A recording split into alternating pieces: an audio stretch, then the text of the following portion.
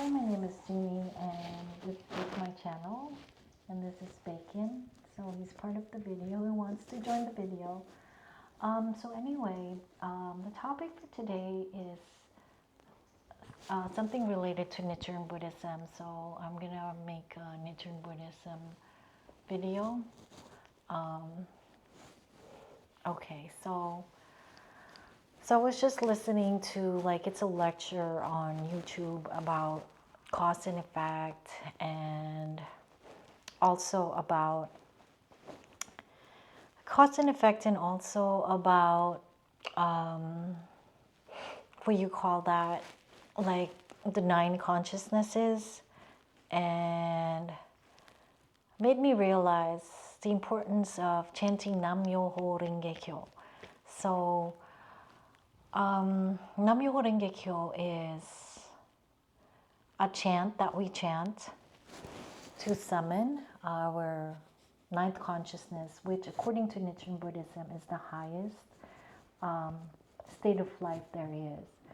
So the first 5 consciousnesses are related to our 5 senses, and the 6th consciousness is the integration of all of the 5 senses. Like, you make sense of all the other 5 senses. Like, example, this one is a book and it's color, so it's my 6th consciousness that integrates everything. Like, okay, I feel that this is smooth, the cover is smooth, this is kind of heavy, and I can see that the color, it has several colors, and it's making a sound too. The book is making a sound.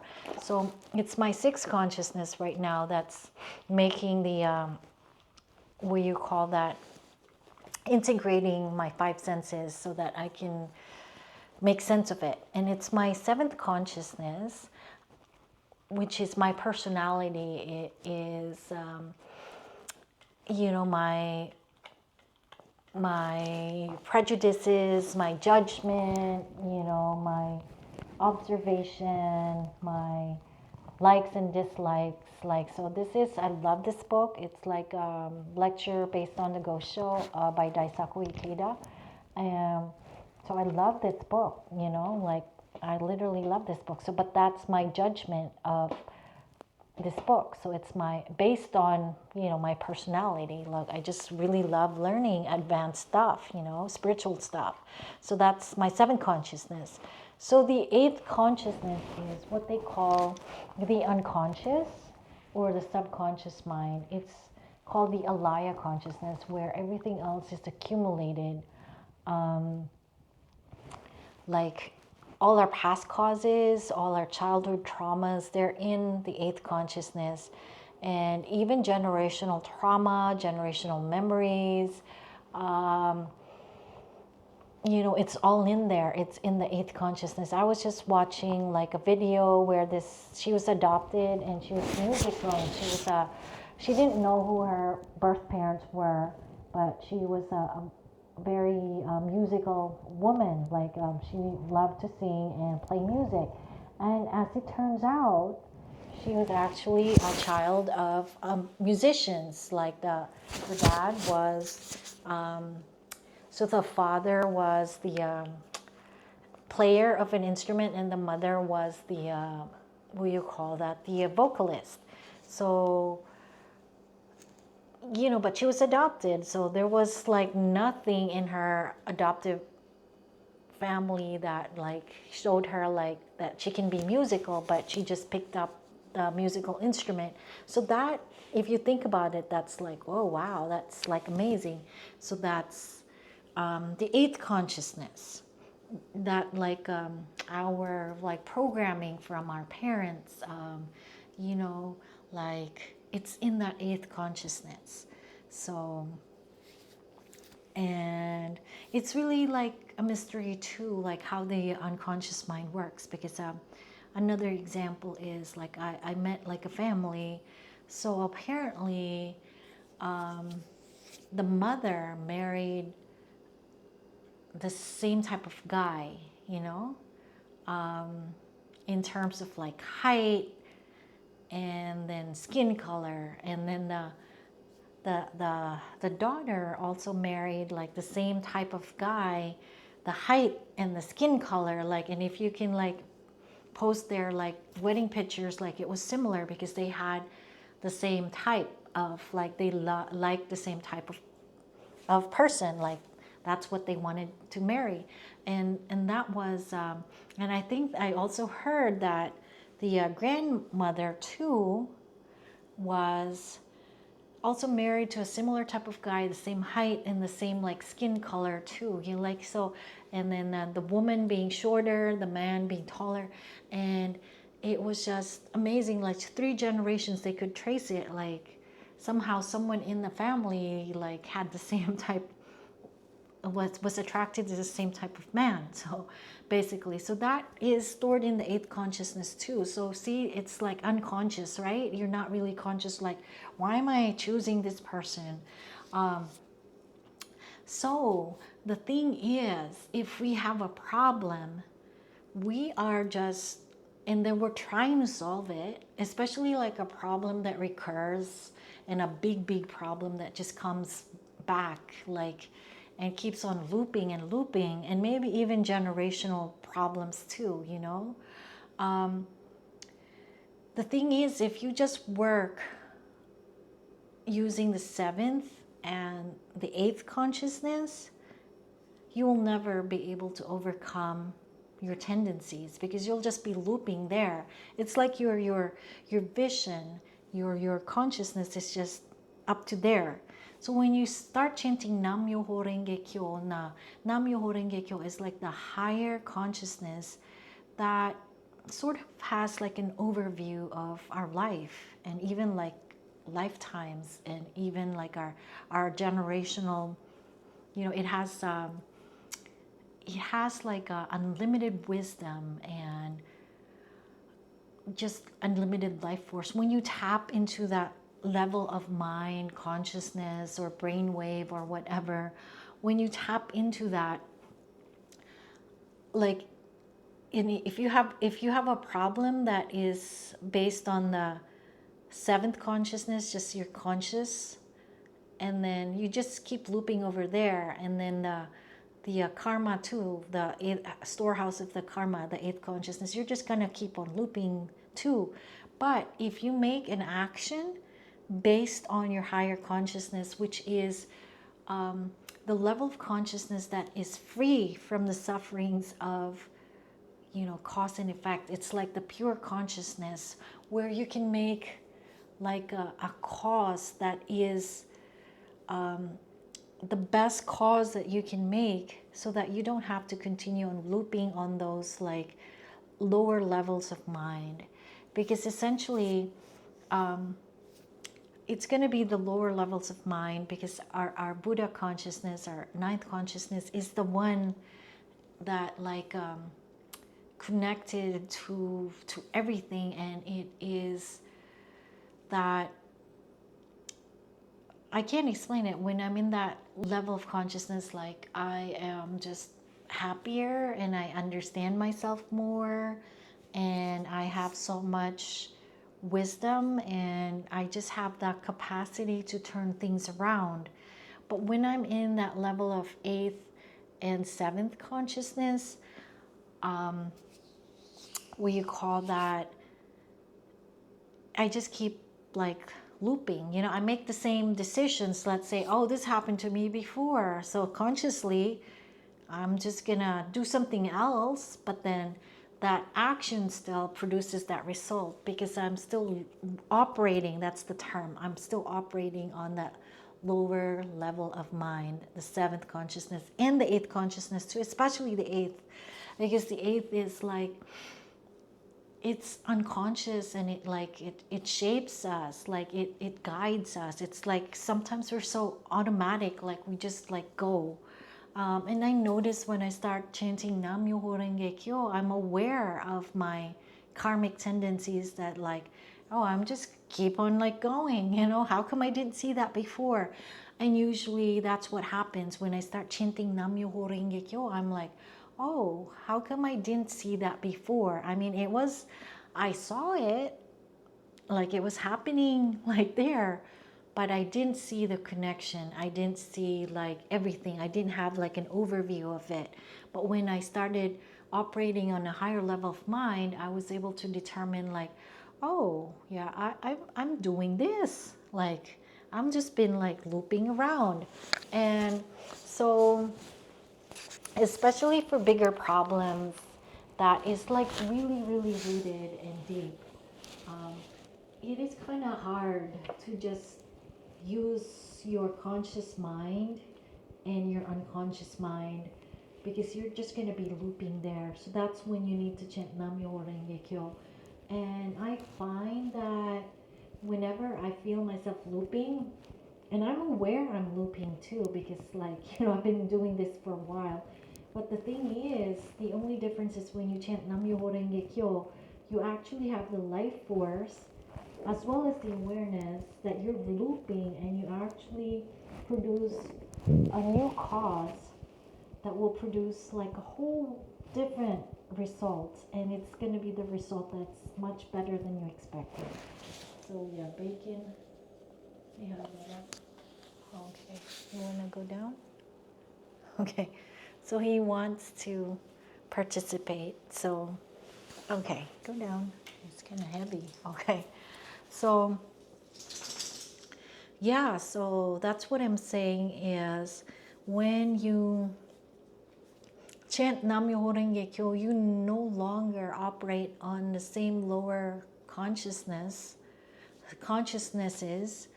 And yeah, I think for me, because I'm a very strategic person, I'm a very rational person.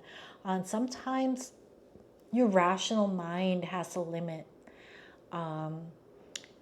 Because like the rational mind cannot deal, it kind of freezes when there's like emotions involved, and like the unconscious mind is the seat of emotions as well. So when the emotions take over, it takes over everything, and the rational mind, it can't even cope. And I think you've seen this happen.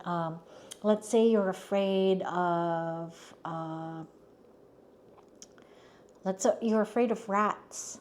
And so consciously, you know that a rat is like, you're bigger than a rat, right? And you know that you're stronger than a rat. And you know this consciously. You are aware of this, So you're operating on that seventh consciousness. But because you have a trauma that's in the eighth consciousness, the alaya consciousness, the subconscious, the storehouse of karma, and the emotion of fear is stored in there. So that will take over. The fear will take over no matter how rational you are. If you have, that's why they call it an irrational fear. So that's the eighth consciousness. If that takes over, you're done. You're just gonna scream. No matter like how big you are, like you could be like 200 pounds and like 6'5", and when you see a rat, you're just gonna turn into like a baby. Like you're gonna start crying. And I've actually seen this happen, not with a rat, but I know someone that is like, she's like literally like a hefty woman, like tall, big, really very bold, opinionated. But when it comes to injections, when she gets an injection, she turns into a whole different person. Like gone is the brave person. She's just like crying, like literally like a child, because what takes over is the subconscious mind, the conditioned response, the trauma.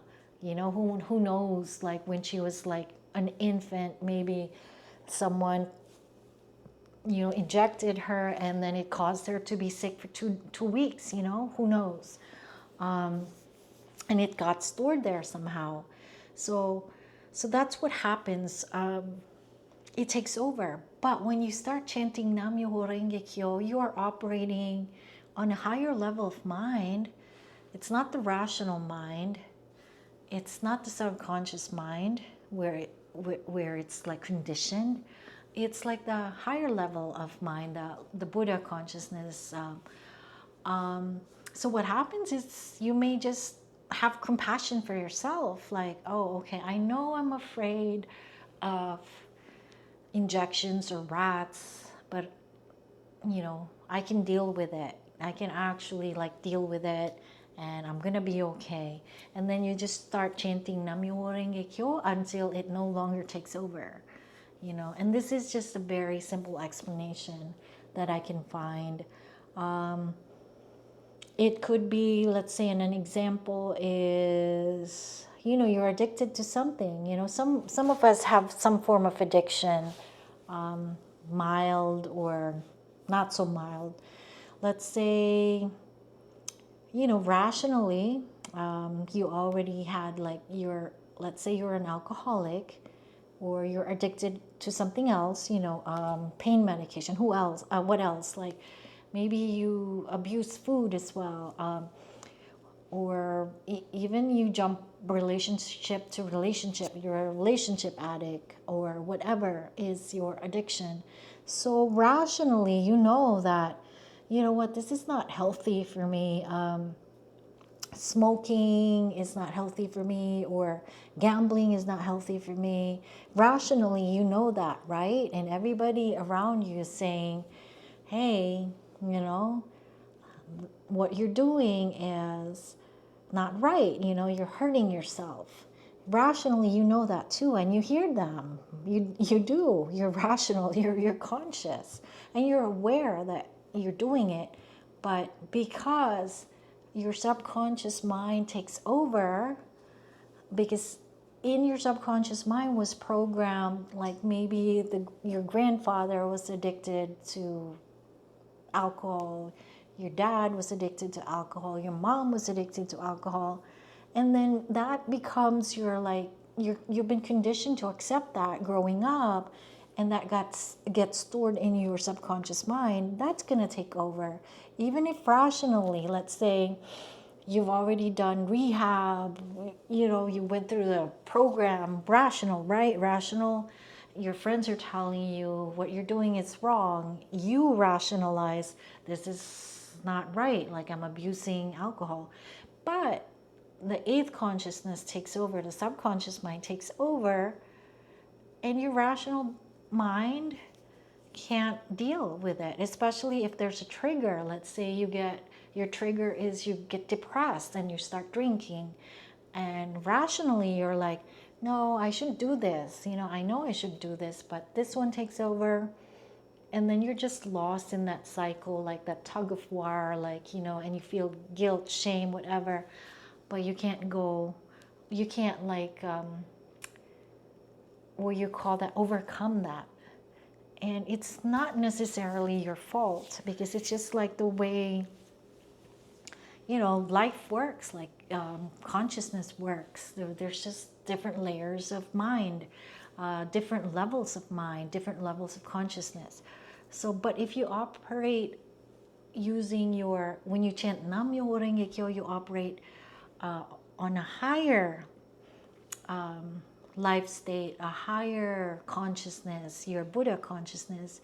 You have more compassion for yourself, because you realize, like, you know what, it's not my fault that I'm drinking. I know I feel ashamed, but I have so much compassion for myself, because I learned this as a child. My mother did this, my dad did this, my grandparents did this.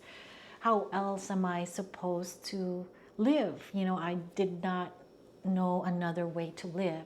But when you start chanting Nam-myoho Renge Kyo, you have like an overview, and you have wisdom, and not only just wisdom and awareness, you actually have the life force. And it's not even willpower, because like willpower is like conscious, right? Your conscious mind. This one is even beyond that. It's just like energetically, things just come together that you're able to overcome it. But as I said in a previous video, you chip away at it. It's not like, oh, I'm going to chant like Nam-myoho Renge Kyo 10 times and I'm going to be, sober, It's like, a little at a time. And we have members that were alcoholic, and they were able to overcome their alcoholism, because they realized that, you know, that doesn't really necessarily lead to happiness. So when they say chanting Nam Myoho Renge Kyo leads to happiness, because it leads to a higher state of life where you have compassion and understanding and awareness and the life force to overcome it, that your life just goes into a different trajectory and you're just happier, happier, happier. But again, as I said, it's not magic, it's a process. And hopefully this video has been of help. I'm just trying to share my wisdom, my experience as well. And I just really want to make this teaching accessible, because I think this is the teaching that will really make us better human beings. You know, it's a spiritual practice, and as a I'm like a hypnotist, and so I work with the subconscious mind, right? But even I know that there's limits to working with the subconscious mind, and you have to go to a higher level of mind as well. So chanting Nam Myoho Renge Kyo is the path to happiness, because like it will lead you to a new trajectory, especially if you are suffering right now. And thank you very much for watching. I will make more videos like this, and I will post it on my YouTube, and do check out my other videos that are not related to Nichiren Buddhism. And yeah, I hope Nam Myoho Renge Kyo changes your life.